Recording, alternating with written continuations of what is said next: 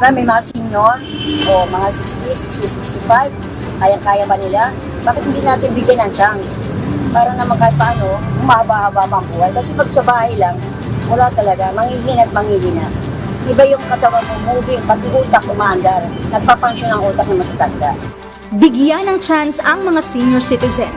Ito ang hiling ng 77 anyos na si Nanay Marilyn Chinchontic na isang vendor sa Caloocan City. Aniya, 15 taon siyang nagtrabaho noon bilang sekretary bago nag-retire, pero sa halip na magpahinga na lang sa bahay ay mas pinili niyang magtinda araw-araw.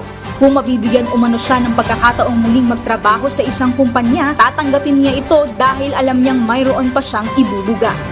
Dati akong sekretary, nung dalaga pa ako, 15 years ako nag-work. Oo, gusto ko moving talaga. Ayoko na naka-permit. Ayoko na sa bahay lang. Ayoko na. Gusto ko, gusto ko yun. Ganito rin ang pananaw ni Tatay Roberto na matagal ring nagtrabaho bilang truck driver. Hanggang ngayon, hinahanap pa rin ng katawan niya ang paggalaw-galaw kahit sa edad niyang 74.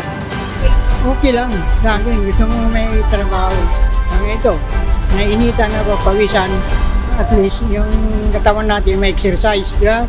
Kaya laking tuwa nila nang malaman na may inihaing panukalang batas sa Kamara na magbibigay ng oportunidad para sa senior citizens na qualified pa at gusto pang magtrabaho.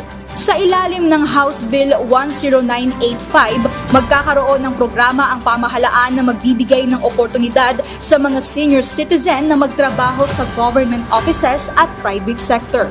Bibigyan din ng insentibo ang mga kumpanya gaya ng 25% deduction sa gross income tax kung mayroon silang empleyado na senior citizen.